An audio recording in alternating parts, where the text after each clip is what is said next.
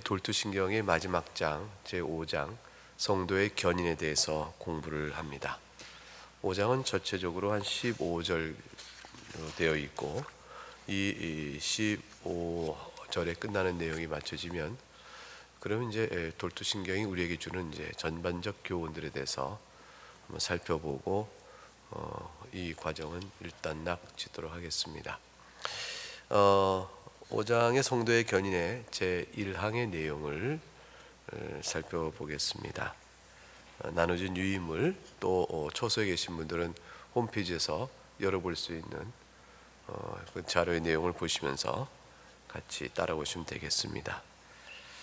하나님께서는 그의 목적에 따라 그 아들의 주 예수 그리스도와 교통하도록 부르셔서 성령으로 중생한 사람을 이 세상에서 죄의 지배를 받고 종살이 하는 것에서 구원하신다.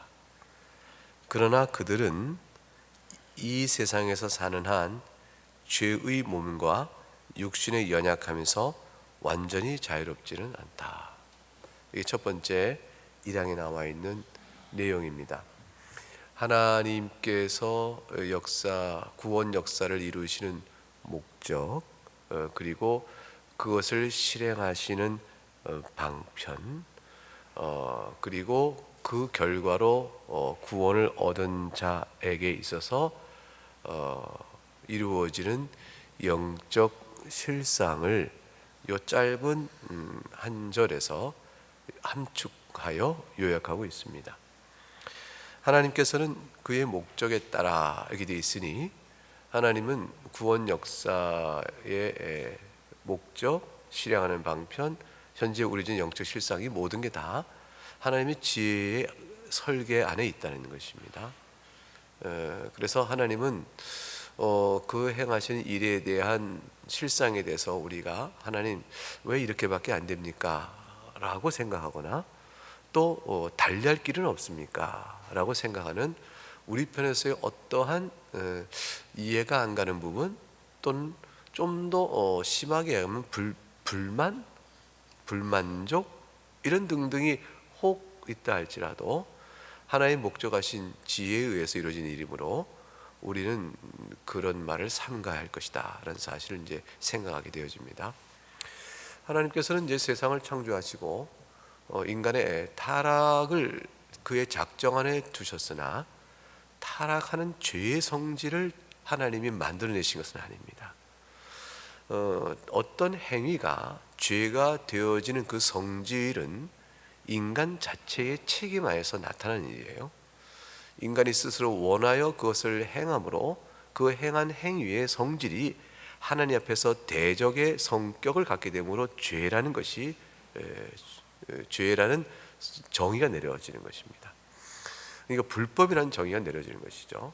그러니까 동일한 어떤 행위도 하나님 앞에서 그것이 대적이 아니요 하나님 뜻에 순종이 되어지면 행동 자체는 모양과 내용이 같다 할지라도 그 행위의 성격 성질은 전혀 다르게 되어집니다.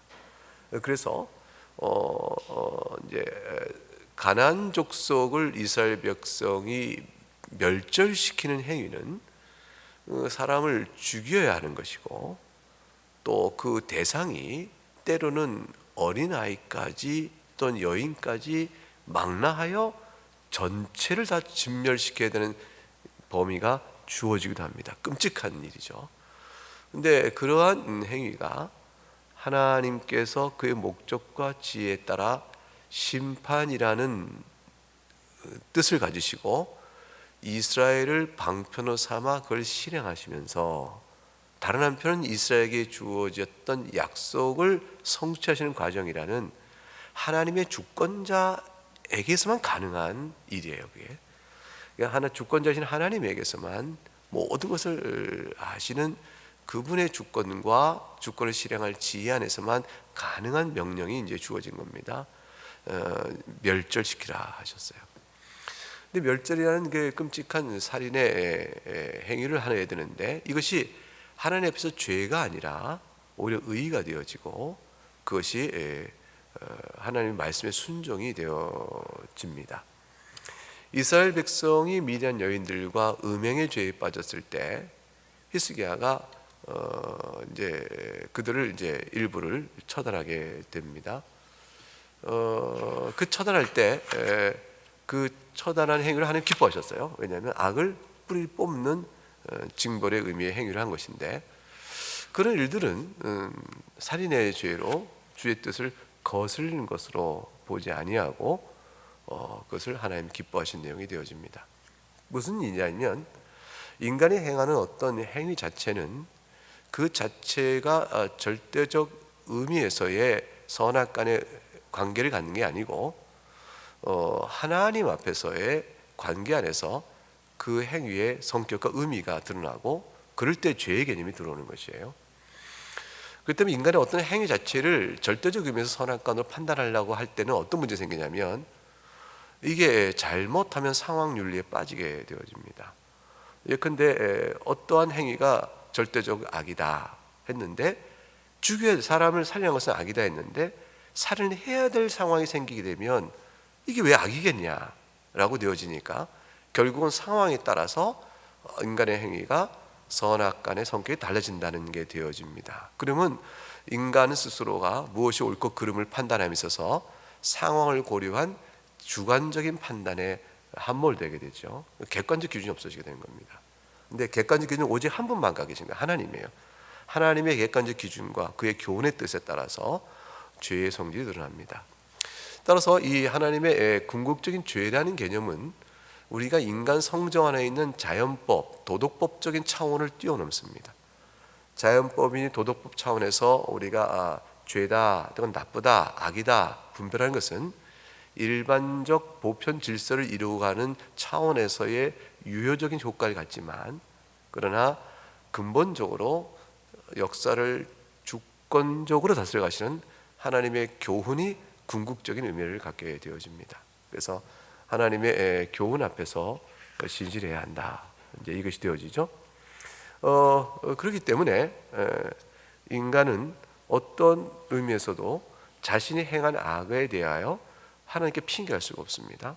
자신이 행한 행동에 대한 책임을 져야 되고, 그 행동을 그렇게 한 이 영적 동기와 그 행동을 하게 된 자기 마음 안에 작용하고 있는 기뻐하는 것, 자원하는 것, 그것이 하나님과 영적으로 대적하고 있는 행위를 했을 때 그것이 바로 죄가 되는 것이기 때문에 그에 대해서 핑계할 수가 없습니다. 따라서 하나님께서 죄를 짓는 일에 대해서 이것도 하나님이 작정해 두었기 때문에 하나님 책임이 있습니다라고 말할 수가 없는 것입니다.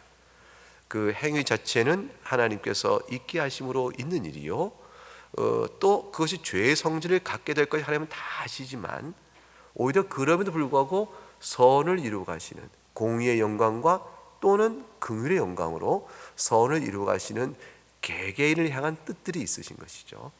그렇기 때문에 죄인은 회개하여 돌이키는 마음으로 긍휼을 얻을 것이요, 또 긍휼 안에서 회개 역사가 있는 것이요, 그렇지 않은 자에게는 공의가 이루어지는 일로 개별적인 사건들이 다 다뤄질 것입니다. 그렇게 되어질 때 이 세상에 있는 일은 모두 이런 하나님의 작정 가운데 있는 일이고, 그 작정 가운데 있는 일은 근본적으로 하나님께서 그 뜻을 따라 행하신 이므로, 그 뜻을 따라 행하신 일에 하나님이 기뻐하지 않는 일이 있을 수가 없기 때문에 그것은 기뻐하는 일이라 이렇게 말할 수 있는 것이죠. 그러면 때로는 죄와 악의 사건들도 하나님의 기쁜 뜻에 따라 있는 일이라, 이런 표현이 나오게 되는 겁니다. 그런데 이제 하나님이 악을 기뻐하는 것이 아니에요. 왜냐하면 죄와 악은 하나님 뜻과 어긋나는 것인데, 대적하는 것인데, 자신의 뜻과 대적하는 것을 하나님이 기뻐하시는 것은 모순적인 논리가 되어지죠. 그래서 그런 의미에서의 하나님의 기뻐하심이 아닙니다. 교훈에 따라 일치하는 것을 하나님이 기뻐하세요. 교훈에 어긋나는 것을 하나님이 진노하십니다. 그러나 교훈에 어긋나는 일조차도 하나님의 작정 안에 있다 하는 것은, 하나님이 있도록 하시는 작정의 일들은 어떤 것도 하나님의 뜻을 거슬려 있는 것은 아니다. 하나님의 의지를 거슬려 있는 것이 아니다. 하나님께 그렇게 하지 않으면 안 되게끔 억압하거나 하나님께 강요하거나 하나님이 원치 않는데 있게끔 하시는 일은 아니다. 그런 의미에서 모든 일은 하나님이 작정하신 그의 원하신 대로 있는 일입니다, 이런 뜻이죠. 그것을 이제 신학적으로 기뻐하시는 말로 표현을 해요. 그러나 도덕적이요 하나님의 교훈 앞에 순종과 불순종에 대한 기쁨, 순종에 대한 기쁨과는 좀 다른 의미에서의 기쁨입니다. 억지로 하시는 일은 없으시다. 자원하시는 일이요, 하나님의 큰 지혜 가운데서 필요하다 생각하시는 일이요, 그것은 하나님이 스스로 하신 일이다, 이런 일이죠. 그런 의미를 하나님의 행하신 일의 기쁨을 뺏을 수가 없어요. 하나님 하신 일의 모든 것은 다 그의 뜻대로 원하여 행하시는 일이므로 그것은 근본적으로 복의 근원이요 선하신 하나님의 작정인 것이죠. 그래서 그걸 우리는 신앙 정서적으로 기쁨이란 말을 표현합니다. 그러나 이것은 악을 기뻐하신다는 뜻과는 다른 거예요. 그래서 그거는 구분져야 될 것입니다. 그러므로 하나님께서 이제 모든 작정을 그의 목적과 지혜에 따라서 행하시는데, 구원 역사를 행하신 그 뜻이 어떤 것이냐, 이제 구절을 보게 되면 그의 아들 주 예수 그리스도와 교통하도록 부르십니다. 이제 우리를 이제 불러내십니다. 어디서부터 불러내실까요? 죄의 세력이요 죄의 종로로 닫은 어둠에서 우리를 불러내십니다. 불러내셔서 나온 것이 뭐냐면 새로운 상태로의 변화요, 새로운 신분의 주어짐. 그것이 뭐냐면 어둠의 나라요 죄의 종에서 의의 종으로 바꿔나가시는 거예요. 그리고 우리 신분적으로 그리스도의 아들의 나라에 속한 자녀가 되게 하십니다. 이제 그것이 이제 그리스도 예수 그리스도와 교통이라 표현되었어요. 이 교통이란 말은 그리스도와 첫째는 존재적으로 연합돼야 교통이 되어집니다. 그리스도와 소외되어지고 원수된 자에게는 교통이 있을 수가 없죠. 그러니까 교통의 첫 출발은 그리스도와 연합돼 그리스도의 안에 있는 자로서의 신분적 변화가 있어야 합니다. 그것은 이제 우리를 의롭게 하시는 변화예요. 우리를 이제 대리속죄로 말미암아 의롭게 하셔서 그리스도의 교통의 존재적인 근거를 만드세요. 그 존재의 근거는 우리가 그리스도의 의를 덧입어 하나님의 자녀가 되는 존재의 근거입니다. 그것이 되어진 상태의 사람들에게는 그리스도와 이제 사귐의 영적 사귐의 일들이 이루어지죠. 사실은 이 그리스도의 의의 신분을 얻는 것 자체가 이미 사귐의 시작이에요. 사귐의 존재, 사귐의 전제로서의 존재적 변화는 사귐의 일부예요. 사실 사귐의 시작이에요. 이게 분리될 수가 없어요. 그래서 의롭다함을 받는 일과 사귐의 내용으로 드러난 질적 측면으로 드러나는 영적 변화의 상태, 그게 이제 거룩을 따라가는 성화의 상태인데, 이건 비분리적이에요.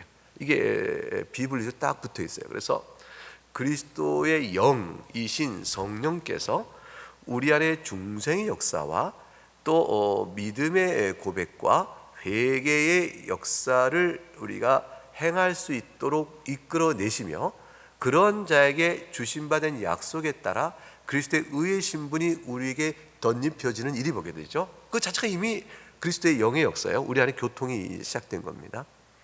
그렇게 되어진 우리들을 그리스도의 교통의 토대가 되어지는 의의 신분을 갖는 자녀로 삼으시고, 그리고 거기에 합당한 자녀로서의 그리스도의 사귐에 복된 일들이 벌어지게 됩니다. 그 사귐의 복된 일이라는 건 다른 것이 아니고 그리스도의 말씀을 듣기를 기뻐하는 것이에요. 그리고 그리스도의 행하신 일을 보고 즐거워하는 것이고, 그리고 그리스도를 나의 구주요, 나의 생명으로 여기는 거예요. 내 생명보다 귀한 분을 여기는 것이죠. 그래서 그리스도의 사귐이 이루어져요. 그 그리스도 사귐은 그리스도의 몸된 교회 안에서 이루어지죠. 그래서 몸된 교회 안에서의 교통과 그리스도의 교회를 통해 주시는 은혜의 방편, 그 은혜의 수단을 통해서 부어지는 말할 수 없는 하나님의 사랑의 부으심을 막 받고 감사하고 그 안에 즐거워하는 일들이 벌어지게 되어집니다. 그래서 그것으로 이제 교통이 이루어지고 그야말로 하나님 나라의 영적 즐거움을 향유하게 되는 것이죠. 그것을 이제 있도록 하나님 부르십니다. 그렇게 부르셔서 그런 자들은 누굽니까? 성령으로 중생한 사람들입니다. 이게 부르셔서 성령 중생한 사람들을 이제 그 교통 사귐으로 이끌어 가시죠. 그 교통은 이제 그들 이제 그리스도에 연합되었다라는 말로 이제 표현하는 것이라고 포괄적으로 설명할 수 있겠습니다. 그렇게 된 사람들은 이 세계 죄의 지배를 받고 종사하는 것을 구원하신다. 그래서 이제 죄의 지배 아래 있지 않고 종살이 하는 것을 구원한다는 것은 첫째는 신분적으로 종이 아니라는 것이고, 두 번째는 지배를 당하지 않는다는 거예요. 종은 철저한 지배력에 놓여 있는데 종살이를 면했다는 것은 신분적으로 종이 아니므로 종으로서 지배당할 유효적인 권세가 내게는 없어요. 내가 나를 지배할 주인의 권세가 없어졌어요. 죄의 권세가 나를 지배하지 못하게 됐다. 그래서 내가 주인에게 난 더 이상 당신의 종이 아닙니다 라고 말하면 주인의 지배를 받지 않잖아요. 그거 같아요. 그래서 우리는 죄의 세력에 대해서 나는 더 이상 당신의 종이 아니요 라고 말하고 의의 종이요, 그래서 그리스도에게 속한 자로서의 신분적인 선언, 그리고 확신, 그리고 그에 대한 강한 믿음의 토대에서 나를 여전히 죄에 지배하는 종처럼 나에게 역사하는 모든 영적인 작용과 유혹과 또는 원리 또는 힘, 그 모든 것들, 그것은 이제 성경에는 이제 로마서에 뭐냐면 육신의 정욕이라 했고 육신의 세력 또는 죄의 세력이라고 표현한 거예요. 죄의 세력이라고 표현된 그 세력은 내 안에서 여전히 내가 죄의 종인 양, 즉 죄의 세력은 마귀 힘이잖아요. 율법의 정죄를 가지고 마귀가 역사하는 힘이 죄의 세력인데 그것이 아래 내가 여전히 끌려다니는 무력한 자요, 신분적으로 그 마귀에 속한 자인 양 지배적인 힘을 계속 작용하러 오려고 했을 때 선언할 수 있는 거죠. 내가 그리스도 안에 속한 자요 하나님의 자녀가 되었은즉 아니요 라고 말할 수 있는 죄의 지배를 거스를 수 있는 변화가 내 안에서 있게 됐다는 것이에요. 그래서 이제 이런 일들은 죄의 지배를 갖고 종살이 하는 것을 구원하신다는 말에 의미된 경험적인 차원은 어떻게 드러나는 것이냐면 항상 제1차적으로 죄의 영향 아래 놓이게 된 사람은, 신자는 제1차적으로 죄의 지배 아래에 있는 자신의 상태로서의 좌절과 낙심과 절망이 쫙 밀려와요. 안 되는구나 알게 돼요. 그리고 그거를 빙자하여 마귀는 너는 나에게 속한 자라라는 사실에 대한 낙인을 찍으려 달려듭니다. 그럴 때에 신자에게 된 유일한 위로는 뭐냐면 다시 십자가예요. 그리스도만을 바라보는 것이죠. 그렇게 되어지면 예수 그리스도께서 우리에게 선언해 주십니다. 너는 나에게 속해 있다. 너는 나와 속해 있다. 네가 나와 연합되어 있다 라는 사실에 대한 선언을 십자가에서 우리가 보게 되어집니다. 그게 뭐냐면 내가 본래 정체성, 내가 누구에게 속해 있는가 라는 것에 대한 확인이에요. 그래서 그리스도 안에 속해 있다는 사실을 확인하고 그것이 은혜로 주어진다는 사실을 확인하고 그 은혜로 주어지는 그 그리스도에 속한 연합의 모든 신분적 변화에 내 안에서 요구되는 조건이라는 것은 그 은혜의 구원의 용서에 대한 감사, 그것만이 내게 절실합니다라는 간절한 그 간구와 간청, 그리고 기대, 그리고 하나님의 약속의 말씀이 내게 과연 신실하게 이루어질 내가 믿습니다는 믿음이에요. 이거 외에는 우리가 그리스도의 신분적으로 속하기 위하여 하나님께서 명하시고 또 요구하시는 아무런 조건이 없어요. 근데 이 믿음이라는 조건 자체도 사실은 내가 하나님 그리스도의 의에 속한 자가 되기 위한 어떤 행위적인 요소가 아니에요. 다만 한 가지예요. 그리스도 앞에 빈손 들고 나가는 것 외에는 아무것도 아니에요. 절망자 그리고 완전히 무너진 자가 고백할 수밖에 없는 것. 그러니까 파산한 자요, 절망한 자요, 멸망한 사람이 내놓을 게 뭐가 있어요? 그러니까 이제 곡물이 없는 거예요. 왕 앞에 가서 왕이시여 저희를 불쌍히 여겨주시고 저희가 왕의 보호 아래 살게 하옵소서라고 황제 앞에 비는 어느 종속된 국가의 군주가 가서 이렇게 무슨 공물을 드리고 우리를 이렇게 공물을 드렸으니 우리의 충성심을 보고 우리를 좀 이렇게 그 황제의 나라의 하나로 보호하소서 이렇게 하는 관계가 아니라 그 말이에요. 예수님 앞에 나가는 관계는 어떤 공물이 없어요. 들고 갈 공물이 없어요. 그러니까 아무것도 없어요. 아무것도. 그저 거지로 나가는 거예요. 루터가 말한 그대로예요. 거지예요. 빈손이에요. 아무것도 없어요. 그래서 드러날 건 뭐냐면 죄된 모습 드러내는 것밖에 없어요. 우리가 이렇게 죄인입니다. 이제 왕 앞에 와서 아무것도 드릴 게 없습니다. 우리가 가난하고 비참하여 황제여 드릴 것이 아무것도 없습니다. 그러나 황제의 너그러우심과 보호하심으로 우리를 보살펴 주세요 라고 가는 것이라고 빗대어 말할까? 그 어느 황제는 막 진노하게 네가 빈손으로 와서 아무것도 할 게 없겠냐 막 이렇게 하고 이렇게 막 하는지 모르지만 우리 하나님 그런 분이 아니에요. 예수 그리스도를 내주신 하나님 그런 분이 아니시라 그 말이에요. 그냥 그대로 그런 거죠. 그러니까 우리가 믿음으로 주의 자녀가 된다는 그 믿음이라는 것은 우리가 주 앞에 내어드리는 그 어떠한 곡물이 아니에요. 그러니까 그거는 주님밖에 없습니다 라고 내어드리는 완전히 빈 마음이에요. 가장 낮아진 마음이죠. 그걸로 이렇게 주님 앞에 나가는 거죠. 그렇게 나가는 것으로 내가 주에게 속했다는 사실에 대한 끊임없는 상기와 확신, 이게 중요한 거예요. 내가 그런 것으로 주 앞에 속해놓은 거구나. 그래서 주님께 속한다는 사실에 대한 정체성의 확인이 신자로 살아가는 동안에 죄 지배 아래 종살이하는 것도 구원한다는 말로 인한 것이 갖고 있는 의미를 잘 생각해야 돼요. 왜냐하면 그 다음 줄에 그러나 그들이 이 생 사는 한 죄의 몸과 육신의 연약해서 완전히 자유롭지 않기 때문에, 이거예요. 완전히 자유롭지 않기 때문에 내가 그리스도에 속해 있고 죄의 지배에서 종살이에서 구원받다는 사실을 내가 무엇으로 알고? 라는 거예요. 사실은 죄의 지배와 종살이에서 구원받다는 사실을 알 때는 완전히 죄를 짓지 않아야 확인할 수 있잖아요. 우리가 상태적으로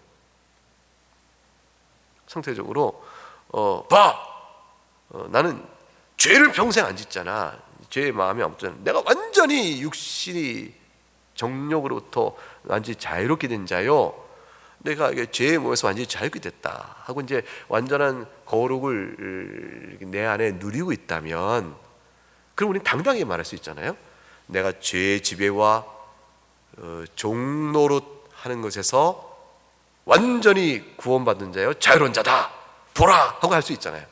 근데 이렇게 할 수 있을 터인데 우리가 그렇지 못하다는 사실을 좀 얘기하고 있거든요.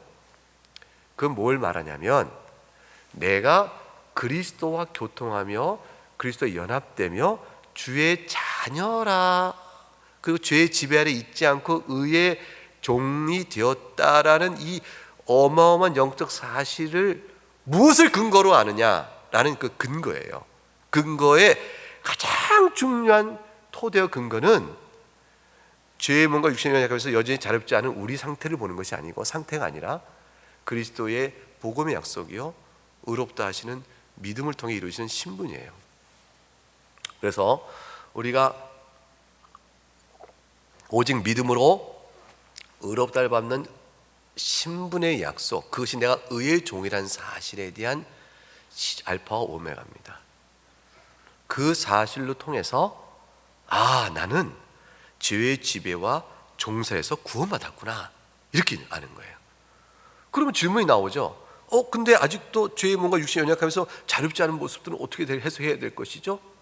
그 해석은 우리가 구원받지 못했다는 사실을 말하는 것이 아니라 구원을 종세에서 받았으나 싸워야 될 내면의 숙제로 남아있는 것들이에요.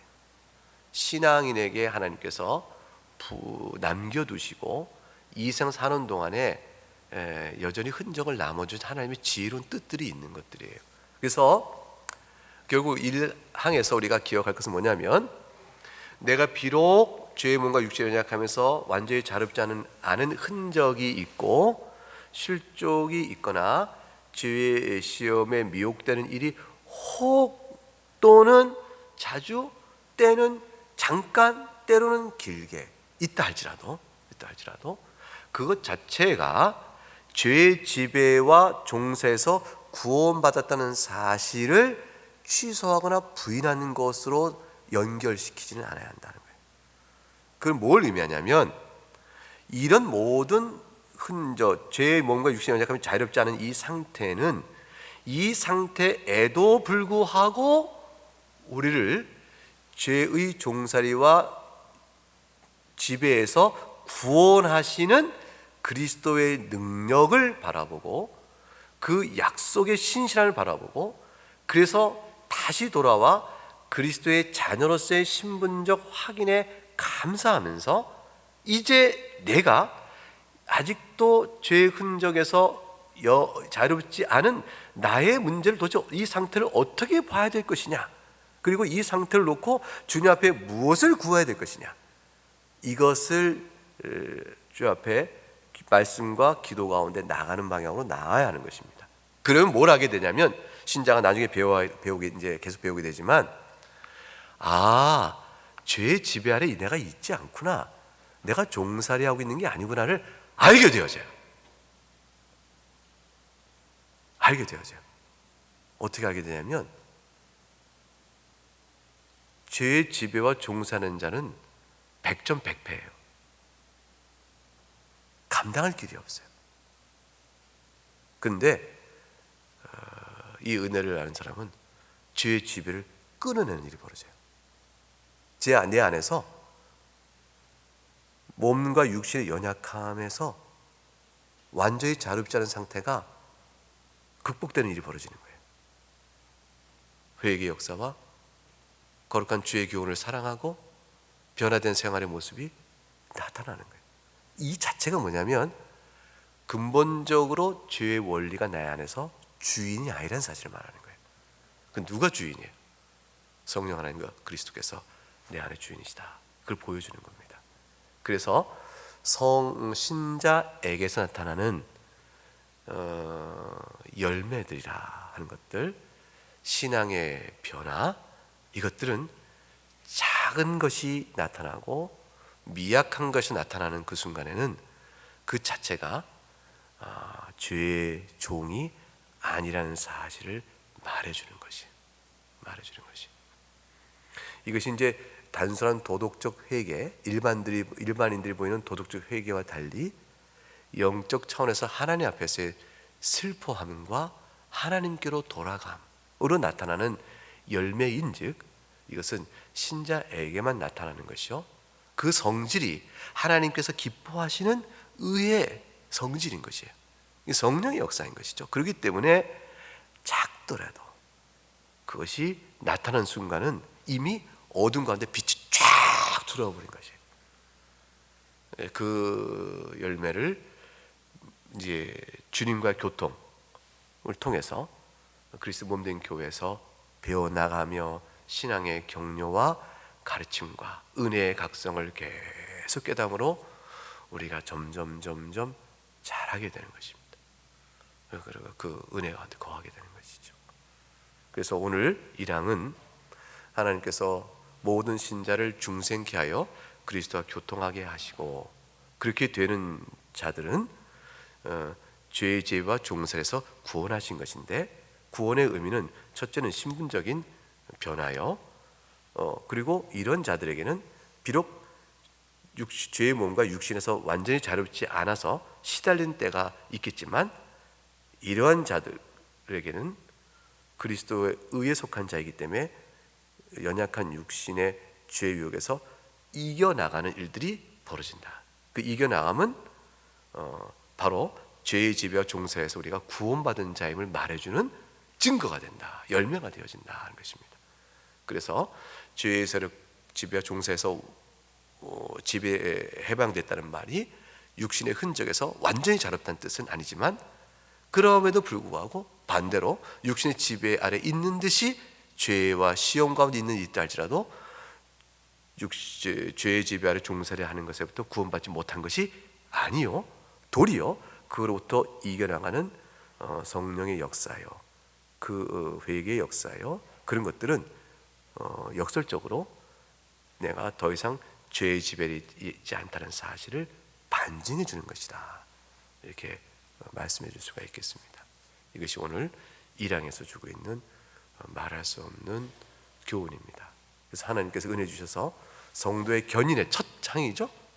성도를 하여금 끝까지 견디며 어떤 시험 상황에라도 끝까지 견디며 믿음 안에서 인내하며 나가게 하신다. 이게 하나님의 은혜입니다. 1항의 선언적 의미를 잘 이해하시고 좀 더 구체적으로 또 다음 주에 또 살펴보도록 하겠습니다. 네, 감사합니다. 기도하겠습니다.